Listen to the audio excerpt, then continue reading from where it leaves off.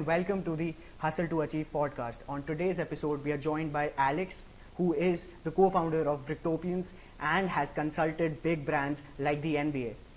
Thank you for being on the podcast with us and welcome on the show. Thank you for having me, Purjit.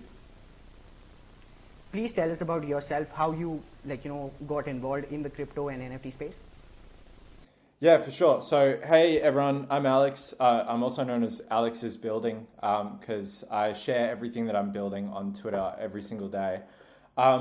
So my background is I've been in the blockchain space for 7 years. I was lucky enough to buy ETH at $45, and I've worked in the industry and consulted to some of the biggest brands on blockchain, crypto and NFTs, including the NBA and Mecca. If you're Australian, you know what that is.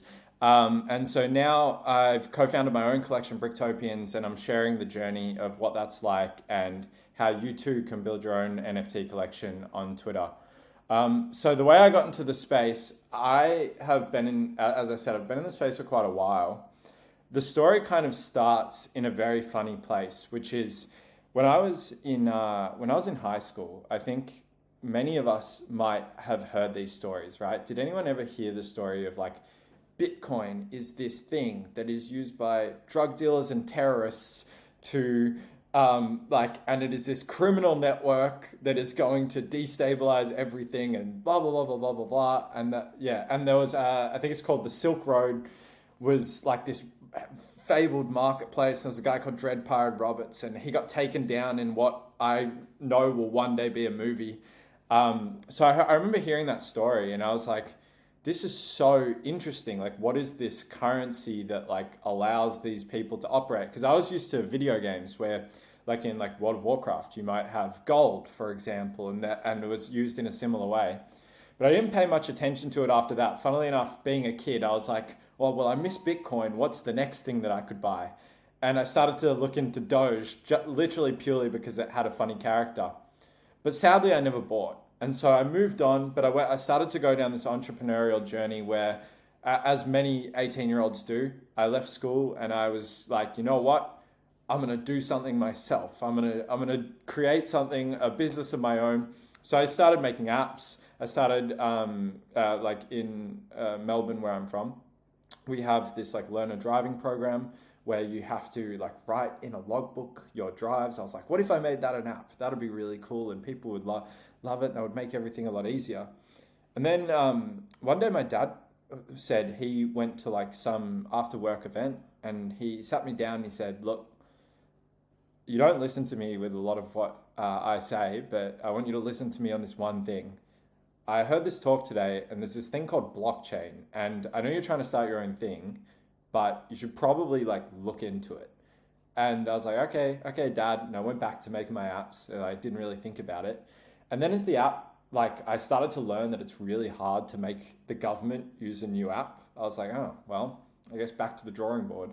What's this blockchain thing? I'm going to go check it out. So I watched the first video that I'd ever seen on it. And it was like watching, you ever go to like when you were younger in school and in science class, they'd show you like how DNA comes together. And it's like really like low production quality and like overemphasized starbursts and all this stuff. I watched this video. It literally had like 1,800 views. It was called "What is Blockchain?" It was like the most viewed video at the time, and I started to. It was all jargon. It was really hard to follow, but I started to realize a couple interesting things. You could make things like a casino where everyone owns a piece of the casino, and rather than there being a house, all the holders of the token can own a piece of that. You can make apps like Uber, where there's no company in the middle, and you could have an app that manages everything, where riders pay less and drivers get paid more, and no cut goes to a company. And you can create all these amazing decentralized applications that could basically cut out, at that time, I think it was around in like 2014, 2015, was what we called the platform era, where all these companies would make a platform and take these massive margins away from the people providing value to the platform. And I was like, oh, it's a no-brainer. This is going to take over everything. And so I ordered a book called The Blockchain Revolution. I pre-ordered it. I was so excited to read it. And if you're listening to this now, that book, if you know nothing about blockchain, will start you on your journey. And that's when I started to become obsessed with Ethereum. So Ethereum, I realized so Bitcoin, that's how you can have a currency where the people who want to deceive each other more than anyone, drug dealers, terrorists, sometimes gamblers, could trust that currency. It's like, okay, cool, that's cool at a currency level. But what about all these other things you can do? Like, what about if you owned a house and I could just sell you the house directly? And we could trade that with one another. And sure, there might be a couple ticks and approval. We could do it that way. So I started to go all the way down that rabbit hole. Then, and this is going to come full circle in the talk, I was a sneakerhead and I bought a pair of fake Yeezys. And I was so pissed off. I was so angry that I'd bought a pair that was not real, that was overpriced, and came from a seller that I didn't know. And me and all of this frustration, I was like, that's it. This can be solved by blockchain. I'm making something to like a supply chain where you could track the authenticity of sneakers. You could attach RFID chips to them, all this stuff, and you could track it publicly. So when I buy from you, I know you have it. I know the product I'm getting is my product, and we can move on. So I started to create that as like a young entrepreneur, but I had no experience. And so I met a friend at an event, and he said, well, I really like your idea. Would you like to come and intern for me? You can watch the way we do things. And then when you're ready, you can go off and do your own thing. And so I did that, and then I never left. And I stayed there for 4 years, and I continued to do a lot of other blockchain projects on the side, whether it be all these consulting opportunities I mentioned, giving talks at events, but most of all, just being really hungry and never stopped learning. And I was fortunate enough that at the end of 2021, I transitioned out of that business and I went on my own journey, and I started Bricktopians, which is now what I work on every single day. And I'm super grateful for every moment of that journey, because one thing, I know we're going to talk about it, one thing that we're releasing now, my co-founder who created all the art for Bricktopians, he used to work for Yeezy, collaborated with Virgil Abloh, who's the head designer for Louis Vuitton and the founder of Off-White. A lot of these artists like Young Thug and a bunch of NBA players on their artistic endeavors. And something that he's always wanted to create was a sneaker, and he'd been working on it for so long. And something that I always wanted to create was a way for people to authenticate sneakers on the blockchain. And what's beautiful is the next phase of what we're building, our PFP with Bricktopians, is kind of like our two worlds, both of our 7-year journeys coming together in this one thing that we're releasing next. So we're very excited about that. So that's my background. So as you mentioned that you started investing in Ethereum when it was $45, and when you got involved in the blockchain space, when you were starting with one thing and then went on to work on multiple other blockchain projects, were you ever concerned about the crypto market conditions that were first of all, which year was that? Yeah, so that would be 2016 was when I really got into Ethereum. But here's the funny thing. I had a massive ego in terms of, because I didn't like Bitcoin, I liked blockchain, right? I liked applications on the blockchain, and I hated cryptocurrency, because anytime I'd go to a thing that talked about blockchain, people would talk about cryptocurrency. I'm like, you guys realize there's so many cooler things you can do with this, right? And so I deliberately shunned the cryptocurrency world. I liked what you could build on Ethereum, but I didn't like Ethereum. And so me, being a very stupid person, I knew about Ethereum the whole way of it being $10. And it was $10 for ages. And there was actually a market crash in 2016 that happened when, the long story short, if you don't know what it was, there was this massive rug pull where there was a DAO, like a proper DAO, not a DAO that's a Discord where there's people at the top and you just they ask you, what do you think we should do this week? Like a proper DAO, like a coded DAO that had all this money in it, and it got hacked. And it was such a bad hack that Ethereum forked and blew itself up and basically started again, but removed that hack ever having happened. The market dipped. I knew that it was nothing to do with Ethereum. It was to do with the people who set up the DAO. And I still didn't buy. I just watched and watched and watched. And I was chilling. It was $10 until one day a friend came along and said, wow, Alex, you've been on this Ethereum thing for a while. You must be so happy. And I was like, shit, I never actually bought. I got to buy some now. So I was lucky enough to be early. I was never worried about the market, but I still, if there's one lesson I learned, it's like if you know where things are going, don't sit on the fence. Like, don't wait until things start to climb to buy in. How many of us often like wait to see I'll wait and see if this thing's trending. Then you buy it, and then that's when it crashes, right?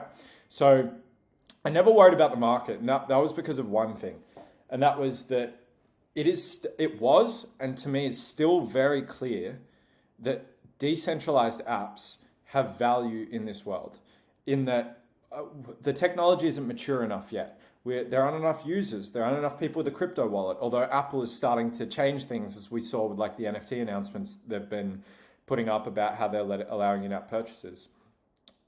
The technology isn't mature, but it's undeniable that it is so much better for customers and sellers if there isn't this massive margin going out at the middle to some big company. And I couldn't be more confident in that bet. Like, I think someone told me the other day that Uber Eats takes 30% of a restaurant's revenue when you order through them. It's like, that is not sustainable. And one day when there is a better alternative that's easy to use, that's the most important thing, easy to use, that those applications will grow. And as long as Ethereum is the market leader in terms of number of developers on it, number of buyers, number of things being used, I'll stick with Ethereum. And if there comes a day where I feel that Ethereum is not challenged by potential, like we often hear about Solana, but they can't figure out how to make their blockchain stop, like from stopping occasionally. Once I confidently feel that there actually is someone else that is creating in that way, maybe I'll look elsewhere. But for now, I've only ever seen and felt comfortable with Ethereum being that leader. And as someone that builds NFTs on it and uses it myself, I actually know that I use it. And I think that's also really important. So I actually have this investment philosophy, which is and this is the hard part of the bet, right? But if I'm confident Ethereum has a future, for me, it doesn't matter what the price is. If it ever dipped to 200, I'm taking all my liquid cash and I'm putting it in again, because that's what I did in the COVID dip. And if it keeps climbing, I'm not going to chase a pump, because that's how you get ruined. I'm just going to live with the results. Like, I'm happy. I once you put in your money, like, and it's climbing, don't go. Something I saw, this happened with my uncle. I got him into a coin. He said, "Alex, this is so great." He put like $1,000 in. It went like 5x. He goes, "This is so great." So he made like $4,000 profit. So he put in 10 grand, and then it plummeted and went down 50%. So it's like, he just went from having like $4,000 in profit to chasing his own pump rather than just being happy with it. And now, still the same coin, he's actually like lost money or just broken even, right? So yeah, the way I do things is I buy things that I believe in, that I understand where the technology is going, and then I just don't care about the price. And if it dips, I'm almost more happy because I can just buy more. Yeah, so that was my question. Were you at any point of time, were you concerned about the market? Because I mean, after 2016, the market dipped again in 2018, and then again in 2020. But yes, I mean, so while you were building all the other apps, how did you come across the idea of Bricktopians? And basically, what is Bricktopians to you, and how did you start it as? You know what's so funny about that? I was when the NFT boom really happened. Here's another thing. Listen to the people around you, and if something sounds new, actually dig deeper, because in 2018, a friend of mine, the same one who brought me into that company, he said to me, "Hey Alex, you got to check out this new Ethereum token standard. There's these things called crypto kitties. It's really interesting. You can own a kitty on Ethereum, like a Neopet." And I was like, that sounds kind of stupid. I'm going to get back to the other stuff. And little did I know that crypto kitties and crypto punks were literally what he was talking about, and I just ignored him. So there's a lesson in that. But when it came full circle, I got into NBA Top Shot. That was my real big resurgence into NFTs as a specific use case. Once I bought Top Shot, that was it for me. I was obsessed. I was like, what else could you use this for? So we actually came up with this idea for an NFT sneaker where you burn the NFT to get the shoe. We came up with that even earlier, before we came up with Bricktopians. Bricktopians started as my artist friend, who's my co-founder, his name's Law Degree. He's my best friend of like 10 years. We call every single day for an hour a day just to like share what we're up to. Like I talk about the tech side, he talk about his art side, really obsessed with each other's worlds. And I was kind of like, I was involved in all these consulting jobs and I was working on some stuff that was kind of cool. But what was really fun is him and I had always wanted to create something together. And this was this moment in time where art and crypto became one. And we were like, wow, like what is our version of this? And so for both of us, we were working full time, or he was on his other projects, like for these cultural figures like Young Thug that I mentioned. And so we both had jobs, so it became like burning the midnight oil, but we really wanted to launch something in this space because we were seeing a lot of low effort stuff go out and we were like, we could like blow this out of the water. Like he's an incredible 3D artist. And I also felt like from a blockchain perspective, like not a lot of, like it was such an emerging space. There was so much opportunity to disrupt it a little bit. And so the way we came up with the idea for Bricktopians, it's funny, like in August 2021, I was buying NFTs. I bought this collection called Fusion Apes, which was like an AI reinterpretation of the Bored Ape Yacht Club. And now we think derivatives are a dirty word, but I actually, like now we think derivatives are a dirty word, but at the time, that was what everyone was buying. The entire OpenSea was like this version of punks, this version of apes, this version of punks, this version of apes. And if you asked any expert, they were like, yeah, this is like a more price-effective way for people to get into the bigger collections. But then what started to happen, so we actually went down the pathway of creating our own 3D reinterpretation of CryptoPunks called Bricktopians. So if you know our work, it looks like it's, I'm just going to say it looks like it's made out of Lego. And we were like, well, what are pixels in real life? They are bricks that you would play with as a toy. So we started to recreate that. So we started building a community around it. We started to build a Discord, and we got about 5 days out from launch. And something that I'd realized was that everything that I'd bought like that was starting to plummet, and it looked like it was never going to come back. And anything that was released that was a derivative had no future. And we're like, we want to build something with a future. We got 40,000 people in this Discord. We want like to create something that we can all be proud of. And so we made the tough decision. We went into the Discord one day and we said, hey guys, look, I know we're all really excited about the launch, but we're not happy with this. We don't think this has a future. So we're going to delete all the art and we're going to start again.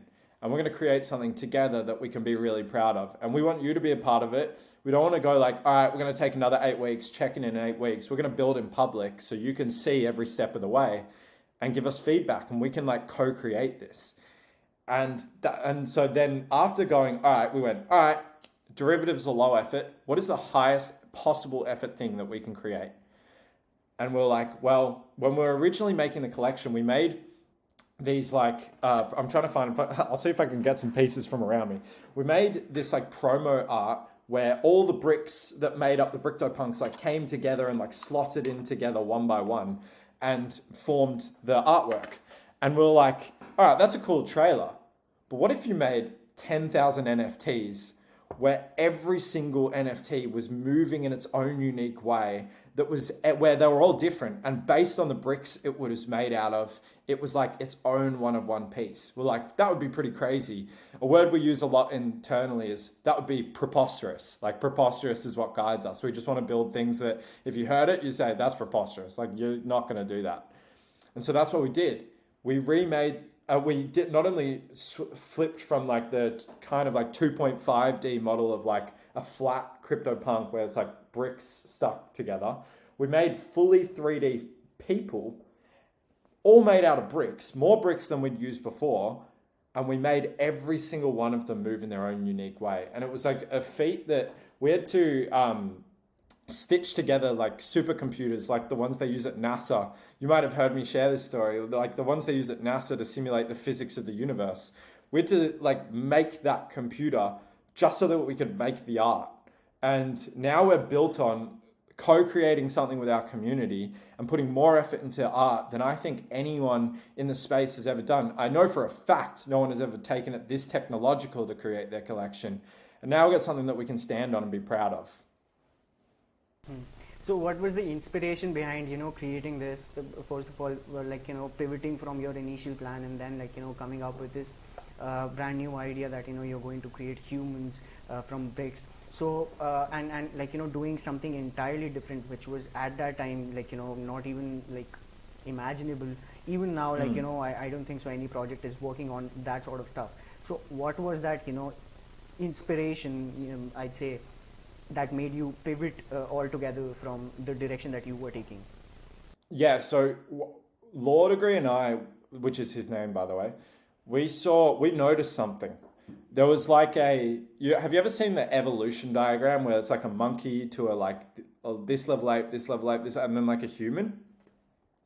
Anyone that was in the space from, let's say, September to now would have seen there was kind of like we called it like the industrial revolutions that we saw. Bored apes and stuff came out. Then everyone was doing a 2D animal derivative. Then we were like, okay, so where's this going next? It's obviously going to be 3D animals. That's what happened next. We saw Crypto Bull Society, we saw Primate Planet, we saw all that. Then there's going to be like kind of offshoots to the side. We saw 2D moving, which was Invisible Friends, like a walking animation. We saw high quality, or at least what was promised to be high quality, in Hate Beast, which was launching. And we were seeing these industrial revolutions, and we're like, all right, if you go to the end of that chain, like the very end, but you were to do it today, rather than wait to see it and get out in front of it, what would that be? And so it starts with having every NFT move in its own unique way. So that was the inspiration for that as a concept. But in terms of the bricks themselves, we loved the bricks because we always said, like, NFTs for me brought back, I was the kid that played Pokemon. I was the kid that collected sneakers. I was the kid that loved Yu-Gi-Oh cards and getting all the pieces of Exodia, putting them together. And one thing that we thought, that I experienced was NFTs bring back that childlike joy of collecting, but as an adult, right? It brings back that experience of opening a pack and seeing what you got. We loved that. And so we wanted it to feel quite like something that was familiar from childhood. And that's why having characters that are made out of bricks is exactly what felt like it fitted that, because you look at a Bricktopian and it reminds you of that childlike joy. But what I love about it is we also mix it up a little bit. It's childlike, but it's also adult. We have some pretty violent imagery in there. There's people being shot in the head with an arrow going through their head. There's people getting their mug shot taken while they've got a snake wrapped around them. I loved this dichotomy between childlike joy and collecting and something that feels no, this is me as an adult. It's not just a kid's play thing. So yeah, there's a bit of fun that we had with it. So when you when you thought about doing something sort of with the bricks and amalgamating it with the human aspect, how did the community react to it? That okay, so this is the because as you mentioned that they were really excited about the launch, and then you had to redo the artwork. What was their reaction? And as a founder, at least in the NFT space, it is what you have a vision, and then you also need to listen to what the community is saying. So how do you manage to basically bring both of those things together and work on it? It's funny you ask that. It's something that I still work on every single day at getting better at. And what's great is we're now a year into our journey. And so the longer you're in it, the better you kind of get at that. I think at the beginning, we were still learning that. But at that exact point in time, I think it actually worked really well because the first thing we did, right? We had no character. We said, we're deleting this. That was not a popular day. I was not a very popular guy. I was getting yelled at quite a bit. But the first thing we did, and I say this to any founder, and you were kind of touching on it, is communication is the most important part. And so the first thing we did was week 1, right? First week after deleting the collection, we posted a screenshot of all the new bricks we're using. It's these are the new bricks that we're adding to make better 3D characters. And people went, oh, okay, cool. I like that. Week 2, we showed a model of a face that had no bricks in it. It was a smooth model. And we're this is kind of what we're thinking. And people were okay, cool. I can see where this is going. Week 3, we posted our first head made with bricks. And I think that moment taught me that you can have it. You can have permission to be strong to your vision. You just need to bring everyone on the journey with you. The mistake a lot of founders make is they have a vision and they tell everyone else they're wrong, like you're wrong, like, and I'll talk to you in 8 weeks when I've completed my vision. Which, look, the founder might be right in their vision, but you're just going to piss everyone off. You need to bring people on the journey and articulate why you're doing something, right? And even to this day, I still do that. Something I found really valuable that we've just done recently is that we have brought all of what I would call the leaders of the community into a group chat on Twitter. And I'm constantly just like, but hey guys, we're doing this and this is why. Hey guys, we're doing this and this is why. And this is my rationale. And I'm happy to have a conversation if you think my why is wrong, but this is what we're doing and this is why. And something that the other half though is if you are a founder, this I call running an NFT collection like living in the YouTube comment section. It's something like I say a fair bit because you are starting an organization in which you have a direct feedback loop straight to you 24/7. If you open your phone, if you've made a mistake, you're going to hear about it. If you've done something good, you're going to hear about it. And you really need to internalize that, but you can't let it control where things are going. If you have a firm vision, you need to be firm in that vision and take on community feedback about how to reach that vision. Because if you're pivoting your vision based on what one person says on a given Wednesday, you're never going to get anywhere. And so like a perfect example, I was speaking on a space last night and we were talking about how in November when we launched, every project was being told metaverse land. Everyone needs to buy metaverse land. That's what you need to do. If you want your project to succeed, you got to have a clubhouse. You got to have somewhere that people can hang out in the virtual world. That's utility. And I was like, no one, I don't know any of my crypto friends that hang out in these environments. There's no way why there are not going to be any users there. And a lot of people were like, Alex, we need a metaverse plan. We need to be in Decentraland. And I was like, no, we have to, do you use Decentraland? And they'd say, well, no, I don't use Decentraland. And I'm like, great, me neither. We're not going on there. And that's what I think it's really important to be able to take on that feedback. But sometimes if you're running your project, you're the only one that has like the combination of the community feedback, work with your team and the strategy of where you want to go. So you need to kind of balance them off each other. So it's a beautiful balance, but I think at the end of the day, it all comes down to communicating to your people, because when I bring everyone else on the journey together, it becomes our journey. It's not my world and everyone else is living in it. It's our world. So just now you mentioned that, everyone else was talking about how you need to get a metaverse land. And metaverse was like, I think last year when Facebook announced that, they were getting involved in the metaverse and they even changed their name to Meta. So everyone, like Meta was the hyped word at that point of time. And then you just mentioned that, okay, we are not going in that direction. But everyone was talking about that. So how do you make that decision that, okay, everyone else is talking about metaverse and this is what metaverse is going to do. Even some of the biggest institutional investors in VC firms, they got in Decentralized sandbox. And with the recent the other side Mint as well, they are also doing doing something with their metaverse. How do you come to that conclusion that okay, we are not going in that direction? Yeah, 100%. Great question. So the first thing is, I just want to point out on the metaverse stuff, we have a metaverse strategy. So we're making these sneakers and we're making them wearable in these worlds. It's just not the central point of our strategy. And we weren't going the route of guys, you need to buy land next to Snoop Dogg's house because that's going to be the most valuable thing we can do for the project. I think it is still important to take on these opportunities and make them maybe a side part of what you're doing. It just can't be the focus. But what gives me the most confidence to make these decisions, I'm lucky enough to have been in the space long enough to see things that were the next big thing, enough of those things that are the next big thing, that have all the backing, have all the great signs and go nowhere. So a perfect example is in 2017, anyone that was here, there was this thing called EOS. It was labeled the Ethereum killer.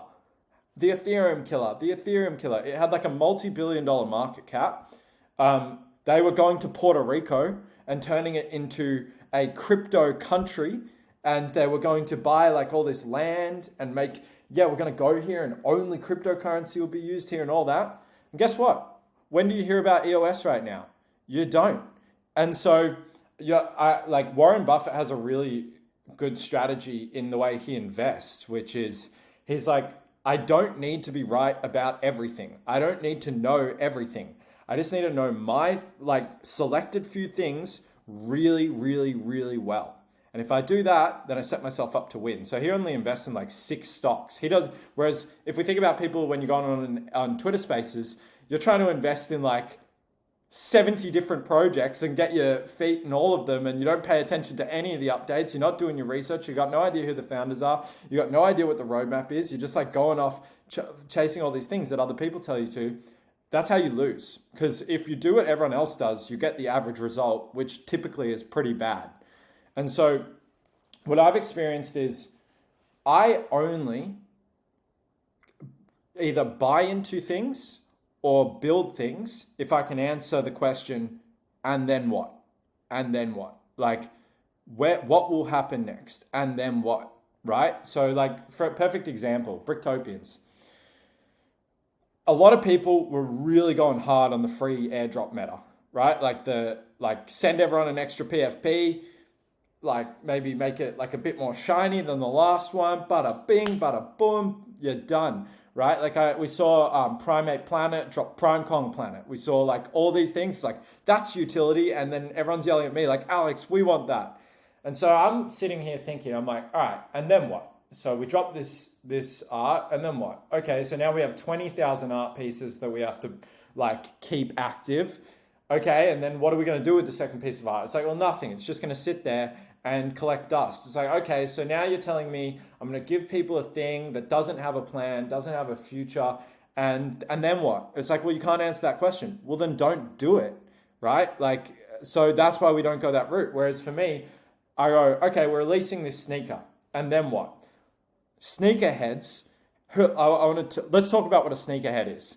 A sneakerhead, someone like who I used to be, was someone that camped outside a shop for 2 nights straight in hard weather to get access to a drop of a rare limited thing that no one else could get, so they could show it off to their friends.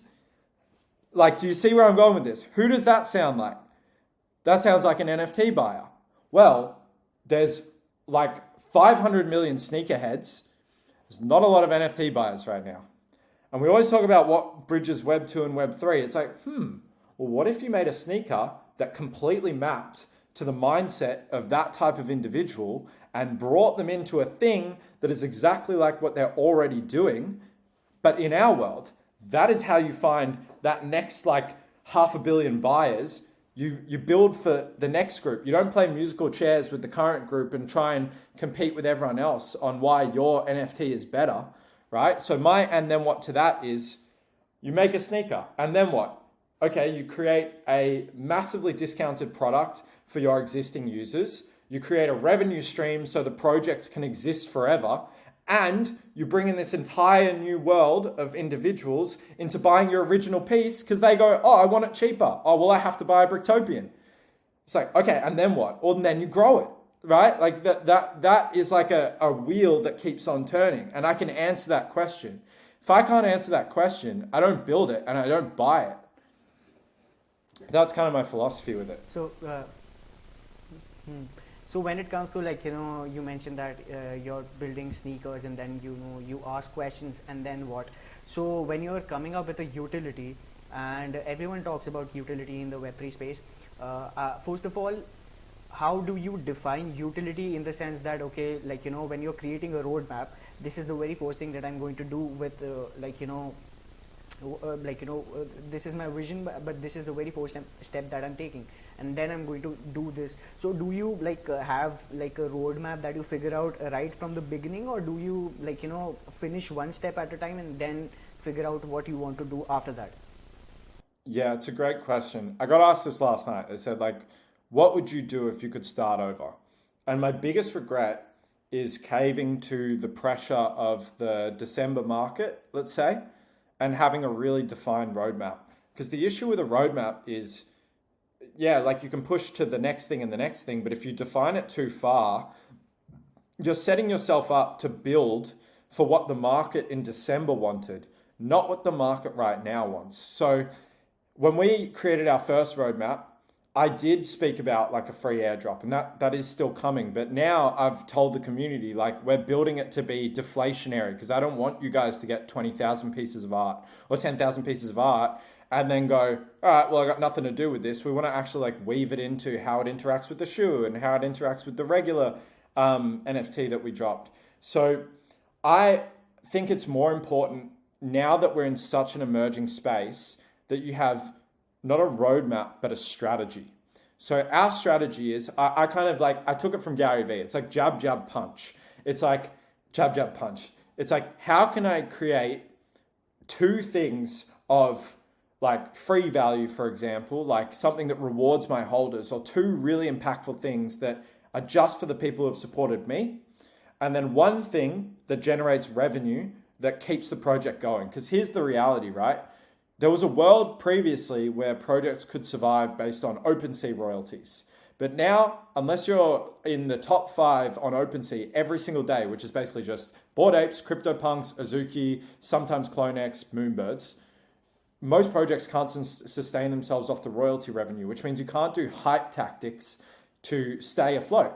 You have to build something that is going to generate revenue, but isn't going to change what you've created into, oh, this is now just a business, and like, sorry guys, we don't care about you. So yeah, the way I go about doing things is we build similar to, to anyone that doesn't know, Purajit and I caught up on a call before this, and we're talking about all the ways you make an impact in content creating. And we're saying how the way you make an impact is do things less frequently, but really impactful. Like really try and create something high quality and impactful. And that's what the shoe is, right? The shoe is something we actually started building before we even built Bricktopians. It's 2 years gone into technology, and now we're releasing that. It's like, bang, that's high quality. Then we can do a lot of little things in between. These things that get our community excited, things like the free airdrop that's got a deflationary mechanism. It's like, great, we keep the wheel turning. And then as we do that, we look at like, what is the next 9-month thing that we should start building today to have a massive impact? So that's it's a long-winded answer, but I'd say you don't want to have a roadmap at the beginning. You want to have a strategy. And my strategy is jab, jab, punch. Absolutely, and I totally agree with you that, I think the roadmap can only take you so far. You need to have a strategy as to what you're going to do and how are you going to take the next steps, which brings me to my next question that, let's say when we are looking at the traditional businesses, or the Fortune 500 companies, or even the Web2 businesses and social media companies, they develop a product, right?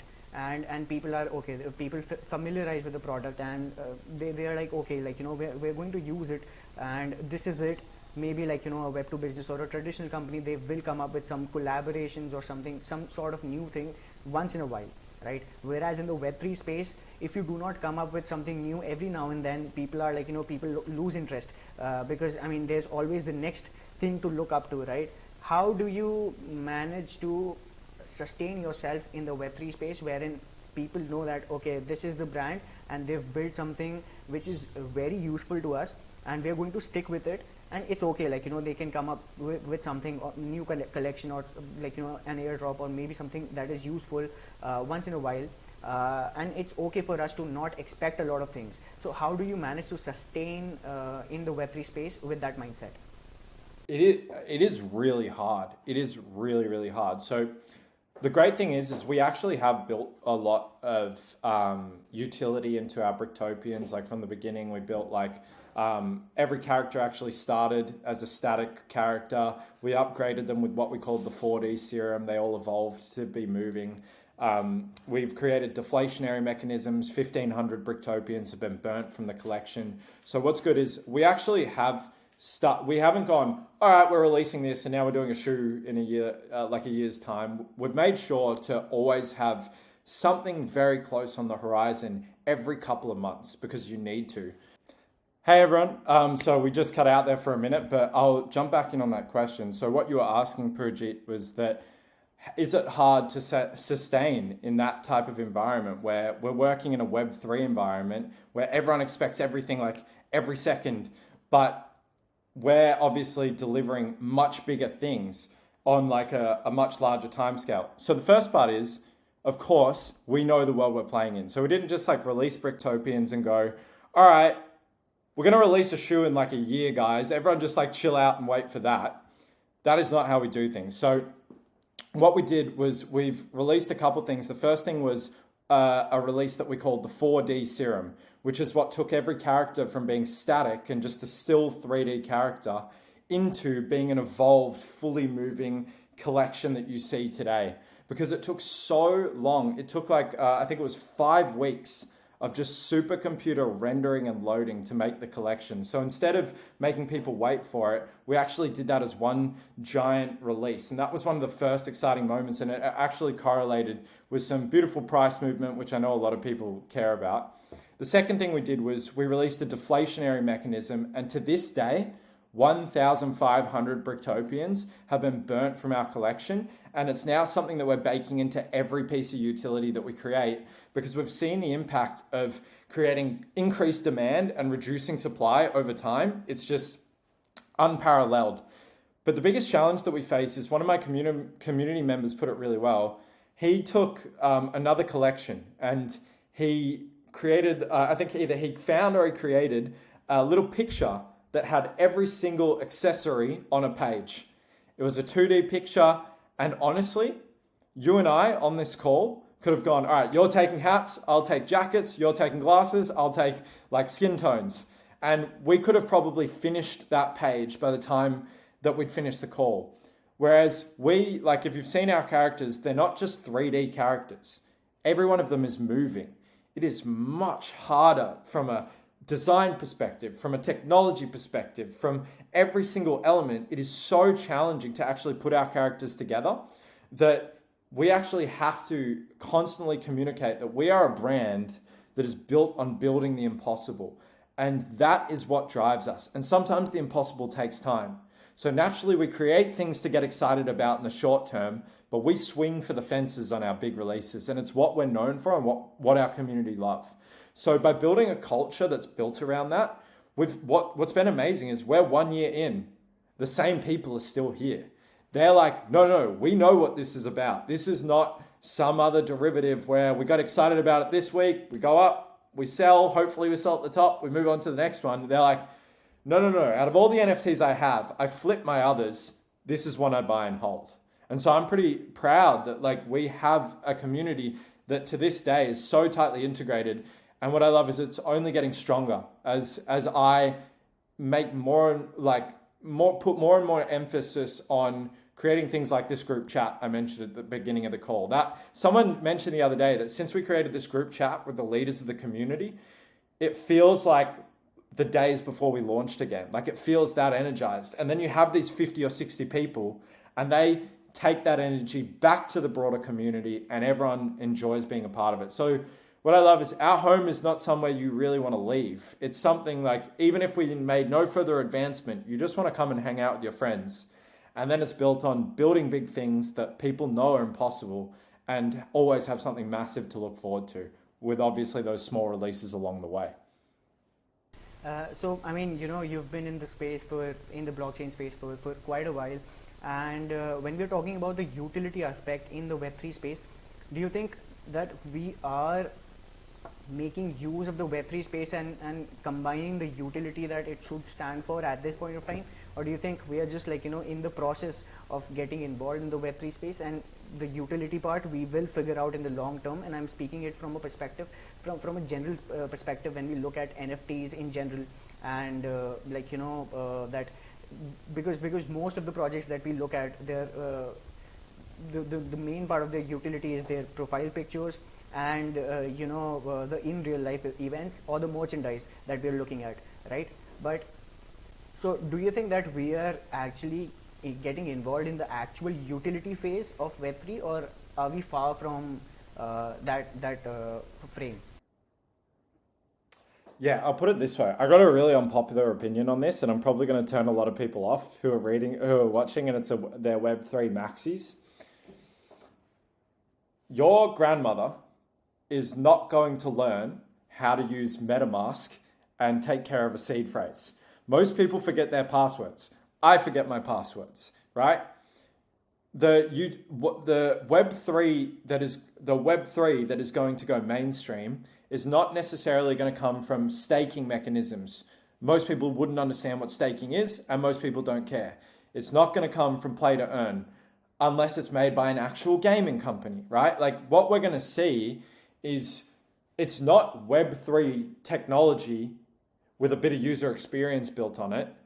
It's going to be user experience with a bit of Web3 technology in there that enhances it a bit. So like a perfect example, the utility that I see as very like soon to happen is when you buy a pair of Nikes, they give you a digital receipt as well so that you can put it on like your Instagram profile. It's in your wallet. You own these shoes and you can flex your stuff without having to wear it. Like people can see that you just picked up the latest Nikes or the latest whatever. That is going to be an example of where it's like you have a person who wants to show off their wardrobe. That's the utility. How do they do that? With a identifiable little piece of blockchain that's just in the back of their social media profile. It's not going to come from, we built this crazy big blockchain mechanism that no one understands, and now we're going to try and get people to use it. The utility we see from a lot of projects, the reason they're doing events, the reason they're doing merch, and by merch, I don't mean making a brain boot, which is like, we've spent 2 years developing 3D printed technology so that we can print a shoe that matches the artwork. That in itself is a big release. When I say merch, I mean like they've gone on Shopify, they've found a drop shipper, they've put their logo on a t-shirt and they've called it utility. The reason we see so many projects do this is because most people were just planning to get to the stage of releasing a PFP, and now they're like, shit, I don't know what to do now. Well, what's easy? What could we do? Well, they're making merch. All right, guys, make merch too. Like, that's why we're seeing so much of this and so many people overemphasizing that is the utility when they don't really have a long-term plan for what they're going to create. Like other side, that has a utility. That is going to be a plot of land in a big game. Will the game be big and used? Yet to see. But the reality is it will be used in there. CloneX, you can get access to rare shoes that Nike releases that no one else can get access to. That is a utility. These are the sorts of things that are actual utilities of membership benefits, right? Of like, you get something that no one else can get because you own this thing and you actually want what is being released. Most of the other stuff, it doesn't matter what it is. Doesn't matter if it's a staking mechanism. Doesn't matter if it's some play to earn thing where you click a couple buttons and get a couple coins. It will all eventually fade if it's not customer facing from the beginning. I always say that what's going to truly onboard the next like 10 million or 100 million users is it's not going to be MetaMask. It's going to be the Apple Wallet, creating an integration that makes it easy for you to hold your crypto, right? That is when, because like a company like Apple starts at user experience. How often do you hear tech people complain that it's like, oh, well, Apple's coming out with like Touch ID or Face ID. Oh, well, that company had that years ago. They're just calling it their own feature. It's like, yeah, that company had the feature years ago. Apple understood what it means to make that an experience.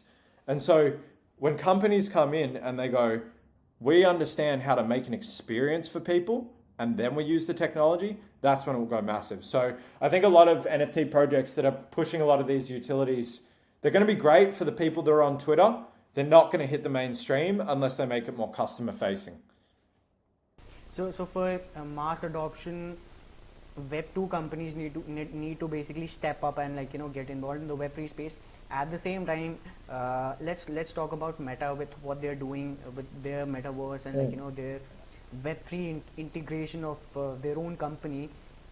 Do you think that, when we, let's say, compare Bored Apes, like, Yuga Labs, which is like a huge brand in the Web3 space, huge company in the Web3 space, compared to Facebook, which is huge in the Web2 space. So when we compare these two in the Web3 space, what do you think, or how do you think their approach should be towards each other as a competition, and at the same time, who do you think will have an upper edge moving forward? I think Meta is kind of doomed because I think it has the wrong cultural lens, right? It is bringing I know, like I'm saying, Web2 companies need to be what drives adoption, but they want to own the space. They see, oh, this is the next like land and we're going to grab it, which is not the way that the future of the internet is going. The future of the internet is going with people making like little puzzle pieces that are interoperable and no one owns anything. The individual owns their land. The individual owns their avatar and their clothing. And so I think you got two sides. Who will win is a hard thing to say. I don't want to be the one that declares it, but you got two mindsets. You got Meta that has the technological and the customer advantage, but maybe not the mindset advantage, and will set themselves up to fail. Like, how many people don't trust Facebook now because of all the stuff that has happened with them, whether it be data leaks, meddling in elections, all these sorts of things. It's just not trusted anymore, right? It's like, why would I give my digital self over to you? And as I said, they want to own the entire space. They would stick up banner ads in everyone's metaverse homes if they could. Whereas Yuga, you got to be careful of an overfunded fresh company, because an overfunded fresh company doesn't have a whole lot of accountability, and they actually don't have a lot of users yet. Like, Bored Apes are fantastic. As a brand, they are the supreme, the Nike of our Web3 world. But if you're talking about like actual utility, okay, so they've given us mutants, they've given us kennels, they've given us pictures of land. They haven't necessarily created a product that has adoption yet with users, with like thousands of daily active users every single day, right? So it's hard. It's really often a bad idea to make a bet on a company that hasn't done those things yet. Because think about it, right? Like, Google has billions and billions and billions of dollars. So does Facebook. So do all these big tech giants. Why do they, like, let's use Facebook from years ago. Why does Facebook buy Instagram for $1 billion when they could just make Instagram themselves? Well, it's not because of tech. They buy Instagram because Instagram has users, and it's really hard to replicate and brute force getting users. Yuga Labs right now hasn't got users. They've got buyers, they've got like pre-sale, but they don't have users, like the regular everyday hundreds of thousands of people using it. And so until they have that, it's yet to be proven. But I just think that Meta can't win long term because they've got the wrong mindset. So it means that whether it be Yuga or someone else, it is likely to be a actual Web 5 minded person, Web 2 and Web 3, that will come out and make the future of the metaverse. That actually makes sense. So let's shift the conversation towards building a career in Web3, for someone who's interested in being a part of the Web3 space. What are the career options, or what are the different types of opportunities that are available in the Web3 space, or do you think will be available, let's say, in the next 5 to 10 years? Yeah, that's a really good question. So my biggest passion in this is, like, 7 years ago when I started my journey, I wish I could have asked someone who'd been in the space for a while, like, what should I be looking at? What should I be doing? But the reality was the space was so new, there was no one to ask. So now that I've spent a bit of time in this space, my favorite thing is to help anyone that is looking to make a career in this space. So before I even get into it, if you are looking to either found a project or find a job or do any of that stuff, I write threads every single day, but more than anything, I keep my DMs open. So if you ever want to DM me, I'm always happy to help someone that is genuinely trying to get into the space. But the quick advice with it is, I've seen this work for a lot of people repeatedly. You need to go to in-person events. Because in-person events, not Twitter Spaces, in-person events, you generally attract more of a corporate crowd, people who are looking to hire in the space, people who are building companies and don't have anyone that they really know. And you need to go there without expectation. You need to just go there like a sponge and want to meet people. That's how I got intern to that first company, which became my first job, which became 4 years of experience, right? It was just from going to one event and meeting one person. So, and I knew nothing. I'd read one book and Googled a bunch of stuff and written a white paper that only I had ever seen. So you need to go to these events and just talk to people, soak up, and try and build relationships. And what's really cool is that the internet is big, but the Web3 space is small, and it is even smaller in whatever city you live in. So if you go to these events, if you go to one, you go to the next one, you go to the next one, you go to the next one, you see the same people at all these events, and suddenly you form friends who are also obsessed in this stuff. Let's say you're a project manager, but someone else is a dev. They are going to also go to their own events or their own things or look at things online. And one day something's going to come up and they're going to hear from someone that goes, hey, Mark, you're a dev, but we're really looking for a project manager. Do you know anyone? It's like, I know just the guy. Alex is the guy. I met him at this event. He's a great dude. I've hung out with him heaps. And that's exactly how you do it. So no matter what your field is, you need to go to in-person events. You need to do it consistently. And before you know it, you'll know every single person in the space in your city. And then when some corporate person goes along and is like, I have a job opportunity, they'll also say to event organizers, all these people, who do you know? And they'll say, Purajit, Alex, that's who you should speak to. They're there every day, rocking up. In terms of the jobs, I see that. Oh yeah, sorry, you were going to say? No, please go ahead.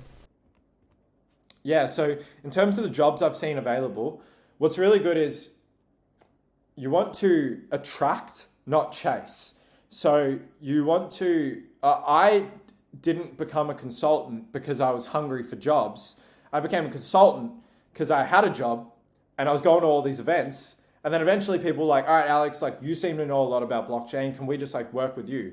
And so what happened was I was forming these relationships very organically, and I didn't feel pressure for the consulting to be my job. Now, if I hadn't launched Bricktopians, I probably would have switched to just consulting full time because I'd started to build enough relationships that I could leverage it. But I didn't put pressure on that to become a big thing at first. But the jobs that I'm seeing from that consulting work is developers. If you know Solidity, you are suddenly way more valuable than a lot of the people who don't know Solidity. So if you're a developer, learn Solidity. If you're a project manager, learn about what makes a good Web3 project. Volunteer for a project. Volunteer for one that is launching and just sit behind the scenes and see if you can help out. You will see things go really well and you'll see things go really poorly. And then you'll start to learn about the pitfalls. So we're just talking about the job opportunities of Web3. I want to get back into the project manager one. So a lot of these companies have no skills within internally. So you know how I was saying like Web2 companies are trying to get into the space? A lot of them have no idea about blockchain. Whenever I speak to them, like the first 3 meetings are explaining what blockchain is, explaining what crypto is, and explaining what an NFT is, right? So if you can be the person either in your own company or when you're looking for a job that has such a deep understanding, and then when they take on a blockchain project, you become the project manager. I've seen someone in a company in Australia go from being the only guy in the office that owns an NFT to head of the metaverse for that company because they needed that for that like quarter, right? And now that person is going around doing tours, they're speaking on panels, and they've got a much higher salary. All they did was be the person in the office who's owned NFTs. And when the company wanted to get into NFTs, they're like, all right, Jason, you need to you're the guy. You're all we've got. So if you can make it known either within your company that you have these expertise, or when you're going to another company that you have these expertise, every company is moving into Web3 at some point, and they will know to tap you on the shoulder because you're the person. But the way to get those skills for general project management is volunteer at a project, as I was saying. You want to pick up a little bit about what goes right, what goes wrong, and you'll learn the reps. And then you'll also understand what to look out for when you're creating it for yourself. Which brings me to the third job, and this is more the consulting job. If you can become known as the person who knows blockchain, which is this is the job I've performed time and time again, which is Alex, we have no one in the company that understands blockchain. This person over here said, you know blockchain. We want to do a blockchain project, but we don't know if we're getting screwed or not. We need someone on our side of the table to know, is this a good call? Are we setting ourselves up to be stuck on Algorand when one day we want to use Ethereum? Or what's the difference between Flow and Ethereum? And what are the benefits of this versus that? Will our customers need to have their own wallet? Will we have to set up a wallet? What are all these factors? Companies need someone to what I call playing defense. So you need to sit on their side of the table. And the way to get that job, and by the way, of all the things that I've seen that are the best financially, these sorts of jobs come up the least often, but they don't take a lot of time. You're getting paid for your knowledge, not your time. And so it's a really good thing to become the person in your local ecosystem that is known for knowing blockchain whilst understanding the needs of the business, because that's how you start consulting, and that's how I started consulting. And even to this day, I'm full-time on Bricktopians. It's basically all the thing I only have time for. But every now and then, if a company that's really cool that I want to work with comes up, I try to make time because I just want to learn about what they're doing and I want to be a part of that world. And it's beneficial that is also the most sought after skill that people just don't have. So I think there's a way that you can have a career in the space and keep your current job, right? Like you become known as the blockchain person, but you keep growing in your regular career, and then you can get these really high paying opportunities when they come up. So to recap, for anyone in the space, if you're a dev, learn Solidity or the coding languages that might be used in other blockchains. If you're a project manager or just a general business person, dive in and volunteer for a project, learn those skills, and then make it known in the office or when you're going for another job that you know a lot about this stuff, because when they want to do something, you'll be the person that gets promoted, not anyone else. And then thirdly, advertise yourself as someone that can play defense, that understands someone else's business. It's not about being a blockchain maxi. It's about going, I understand your business, but I also understand blockchain. So I'm happy to sit in on a meeting and tell you if something is going wrong. Those are the ways you find a career in this space. And if anyone wants to know more about that, just shoot me a DM. I'm happy to help. So I wanted to ask you about, let's say we have a Web2 founder who is really interested in becoming a part of the Web3 space. What are some of the things that a Web2 founder needs to keep in mind whilst getting into the Web3 space? And how much do you think they need to pivot in terms of with the experience that they already possess in the Web2 space, moving forward in the Web3 space? So the biggest one you got to be careful of, because I saw this a lot in 2017, you got to be careful of throwing in a buzzword or a new technology for the sake of it, right? There were iced tea companies that put blockchain in their name in 2017 and their stock price grew. Every company in 2017 started making blockchain applications so VCs would fund their company. If you do that, it's going to be great at first, and then guess what? You're going to be backed into a corner, forcing something into your product that doesn't make sense when it doesn't need to. I love blockchain. I love Web3. I live and breathe it. Not everything has to be blockchain. So that's the first thing, is you got to figure out if it makes sense in the first place. If it doesn't, don't do it. But it really comes down to blockchain. The best blockchain applications are those where blockchain is like a sprinkle of salt and pepper, right? It's a little part of the tech stack. You don't even tell your customers it's on blockchain. It's not in the pitch deck. It's like, oh, we're able to do this and no one else does. Why? Oh, we happen to use blockchain. If you're opening your pitch or opening your advertisement with, come and buy this NFT, come and buy this crypto thing, it's like, yeah, you've already failed, because you might attract some of these crypto people on Twitter, but right now, it's not a lot of them, and it's a very competitive space. So you're going to lose in that world, and then you're not going to attract Web2 world. So only do it if you could still succeed without ever using the word blockchain or NFT in your promotion. If you can, and it makes it better, then you're on the right track. Just a final question before we wrap up. So as we were talking about earlier, that the whole crypto and NFT space is on Twitter, and Twitter is a centralized platform. And there were a couple of projects that were releasing their second collections, new collections, and they got suspended. So Twitter has this power or authority to basically limit you or suspend you. Do you think in the Web3 space, is there a Twitter that is being built or someone who's going to work in that space, or how long do you think will it take for us to move from the centralized platform that Twitter is or Discord is to a more Web3 or decentralized platform in the Web3 space? It's a really good question. I think I might be butchering it, so I don't want to say this was Naval Ravikant, but I heard someone that I really respect talk about what the future of social media looks like. Look, even just before this call, I was actually listening to the podcast of Mr. Beast on, I think it's Full Send, like the Nelk Boys, and they were saying there was a period where they got demonetized, and they were like, all right, screw it, we'll run our own thing, we'll launch on our own platform. And guess what? They couldn't grow, because all the eyeballs were on YouTube. So even though they got demonetized, they capitulated and they had to go back to YouTube, which doesn't favor them at all. That's a problem. But the reality is it's not about technology change, it's about cultural change. TikTok isn't popular because people understand the technology of TikTok. TikTok is popular and blown up more than Instagram because it serves up better content than what Instagram serves up. It's about the attention game. So I think we're going to see a lot of decentralized Twitters emerge, but it's going to take one with an algorithm that's better than Twitter's just for finding stuff to really succeed. Now, what I think is going to happen, this is what I've learned from people like Naval and a lot of other really intelligent people in this world, is that what we're going to move to is a free platform where anyone can post anything, but you're going to choose your own filter of what you want to see. Like, you don't want to see hate speech, you will put a filter on it yourself. And algorithms and AI and stuff will help you with that. Crowdsourced AIs where they've been built in public, they're not run by Facebook, they're not run by anyone else, everyone can kind of see how they work.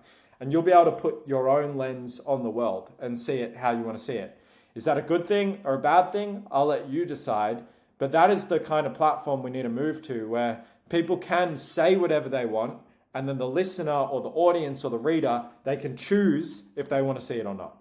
For me, that's a perfect platform for Web3. But nevertheless, anything in Web3, it's a dangerous world, right? All right, let's remove banks. Okay, but now you're responsible for your money. If you click a bad link, you lose it all. There's no recourse. It's like, which side do you want to be on? It's probably somewhere in the middle, but it is a bit concerning that people can get deplatformed so easily, and definitely not something I'm super happy about. But until the attention moves elsewhere, it's always going to be the case. Absolutely. I think the solution lies in the middle, because if you're choosing Web3, it's fully decentralized platforms. Obviously, there are pros and cons to everything, right? And you need to weigh them before you actually get involved in something. So I think the solution, as you mentioned earlier, that it lies somewhere in the middle, wherein you have everyone has that opportunity to get involved, and then let's say the consumer has the opportunity to filter out what they want to see, or what they want to become a part of themselves. So that's really interesting. Yeah, because you kind of accidentally do it now, right? Like, my feed is crypto Twitter. It's not Twitter, it's crypto Twitter. I am only seeing people with NFT profile pictures. I'm only seeing Pomp. I'm only seeing all these people. And that's just because slowly over time I've followed those people. I've kind of self-selected what I'm interested in. I think it'll just be that, but on a freer platform where anyone can post anything, but you kind of start to curate who you want to hear the voices of. And it's up to you, the audience. So yeah, I think it's going to be interesting to see how these things develop. Absolutely. Before we go, can you please tell us where can our listeners find you on social media? Yeah, so my name is Alex is Building. I have that name because I want people to know that I'm always building and I'm sharing what I'm learning as I learn it. I've definitely had some really exciting wins along the way, but made some massive mistakes, and I don't want you to make those mistakes. So my DMs are always open, and as I said, I post content every day to help you on your journey. I'm the co-founder of Bricktopians, so if you want to check us out, my favorite thing about our community is not even just all the technology that we've built, but that we love to amplify other people in our community that are doing great things. So if that's something you want to be a part of, come and join us. But most of all, yeah, shoot me a DM and say hey, because I want to help you win in Web3. Absolutely. I absolutely enjoyed the conversation thoroughly. I mean, we talked for over 2 hours, on and off the recording. But it's been it's been wonderful talking to you and getting to know you and what you're doing in the Web3 space. I actually didn't know. I didn't imagine, I didn't think that we would talk for the time that we've talked.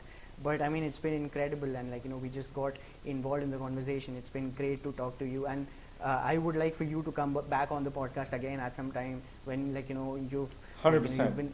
You've been working. So we'll talk about where you stand with the project that you're building and all sorts of things that you're doing in the Web3 space. Again, thank you so much for your time, and I absolutely enjoyed the conversation, and I'm sure our listeners also enjoyed the conversation. And again, thank you. Yeah, thank you, Purajit. My favorite thing is to meet people in the space that you can just sit down and have a long conversation with this stuff about. So it's been an absolute pleasure, and I hope anyone at home that's listening has enjoyed as well. Until next time.